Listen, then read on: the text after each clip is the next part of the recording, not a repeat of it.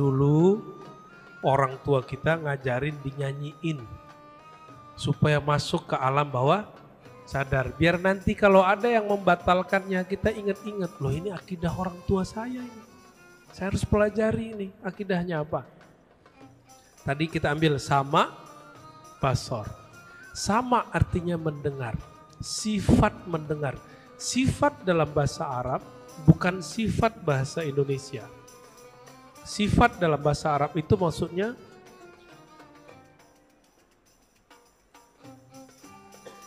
kemampuan yang ada pada zat, tapi dia bukan di zatnya. Jadi zat nih, saya contohnya Ar-Razi. Ar-Razi ini tubuhnya. Lalu saya membaca. Kemampuan membaca itu kudrah. Ada yang nggak bisa baca kitab ya kan? Bener. Ini separuh lebih nggak bisa baca kitab. Kecuali kitab Al-Quran. Ya. Kudrat, kemampuan membaca itu ada pada saya, nggak ada pada antum. Tapi bukan berarti yang tidak bisa baca, zatnya kurang. Antum tetap utuh kan? Nah, paham? Nah, ini namanya atribut kalau dalam bahasa Inggris. Allah itu mendengar dengan sama, bukan dengan zat. Paham nggak paham, paham aja ya. Karena ada bahayanya. Kalau yasma' bizatihi, mendengar dengan zat, mendengar dengan sama, itu lain. Coba dengarkan hadis ini. Apa kata Allah? Apabila aku telah mencintai hambaku, kuntu, aku menjadi samanya pendengarannya, dia mendengar denganku. Jika seperti ajaran Mu'tazilah, mendengar dengan zat, maka benarlah kata orang bersatu dengan Tuhan. Wali-wali Allah bersatu dengan Tuhan. Mungkinkah makhluk bersatu dengan Khalik? Nggak mungkin. Akidah Ahlussunnah mengajarkan kuntu sam'ahu alladzi yasma'u bih. Bahwa Allah mendengar dengan sama, bukan dengan zat.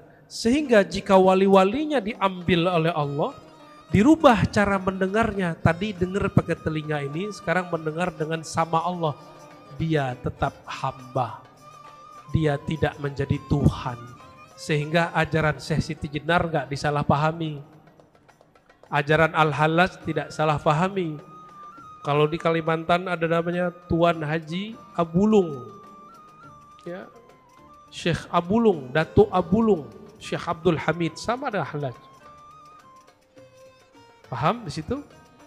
Sifat pertama yang kita baca apa? Wujud. Wujud itu sifat, bukan zat. Walaupun itu sifat zat. Ya, baik. Wala syai'a mithluh. Ya. Wahidun la syarikalah itu wujud, qidam, baqa, khalafatul lain. Nanti diurai lagi di bawahnya. Wala syai'a mithluh. Tidak ada yang serupa dengan Allah, baik sifatnya ataupun zatnya, perbuatannya, namanya. Kalaupun ada nama yang sama, itu cuma ibaratnya, isinya lain.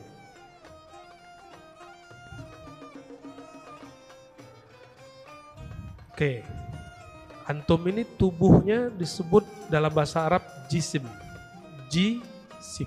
Oke, diingat-ingat ini istilah bahasa kitanya benda. Benda itu ada yang kasar, ada yang halus. Dalam bahasa Arab disebut jisim kathif, kasar. Contohnya tubuh kita, ini meja, masjid, batu, semua disebut jisim, benda kasar. Coba udara kelihatan nggak? Berasa? Bisa dipegang? Cahaya bisa dipegang? Nah, ini disebut jisim halus, bahasa Arabnya latif. Allah Ta'ala bukan jisim. Tubuh saya, tubuh kasar, benda kasar, baik udara ataupun cahaya memerlukan ruang dan waktu. Oke. Ini kaidah, Allah bukan jisim. Maka Allah tidak sama karakternya dengan jisim. Jisim memerlukan ruang, memerlukan waktu. Coba sekarang bayangkan masjid tapi tidak ada di tempat manapun. Bisa nggak? Bisa? Kenapa? Karena benda butuh ruang. Coba bayangkan ada Ar-Razi tapi tidak ada alam, tidak ada waktu. Bisa nggak? Nggak bisa. Akal kita nggak nyampe.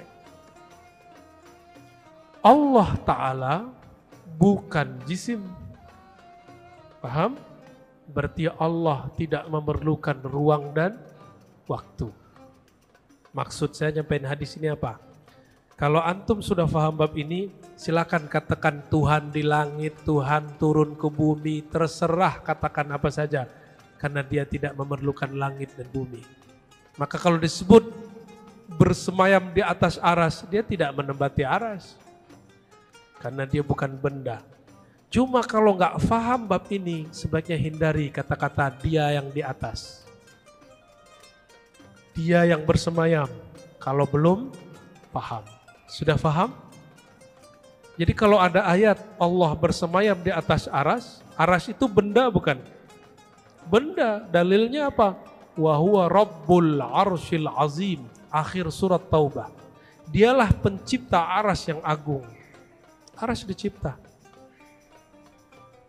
Jadi gak usah dibayang-bayangkan Allah duduk di atas aras. Kalau ada yang duduk di atas aras makhluk, Allah gak perlu duduk.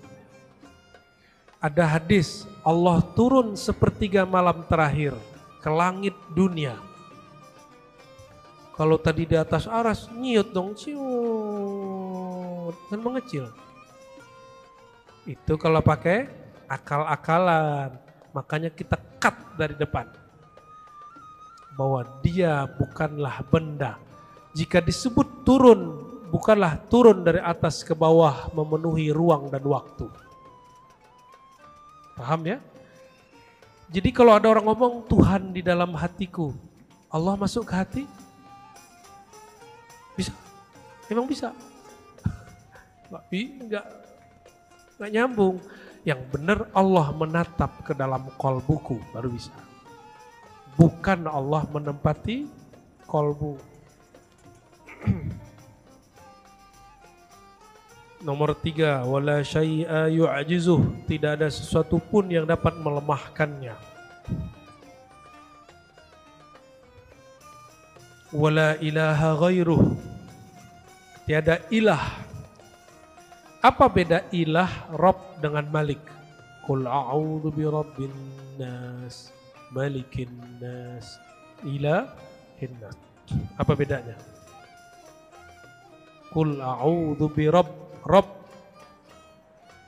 Rob dulu. Alhamdulillahi Rabbil, apa arti Rob? Sesembahan ilah. Rob yang maha mencipta dan mengatur. Jadi yang ngatur kita duduk di sini siapa? Allah. Oke, itu Rob.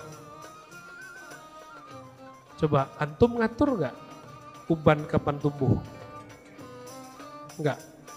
Darah ngalir mana aja? Ngatur nggak? Jerawat, ada yang masih jerawatan? Tumbuh nggak tumbuh? Itu siapa yang ngatur? Rob. Coba ngomong ke dalam diri, wahai uban, jangan tumbuh duluan. Bisa nggak? Ternyata saya dan kita semua tidak sanggup mengatur diri sendiri. Maka kita ini bukanlah Rob.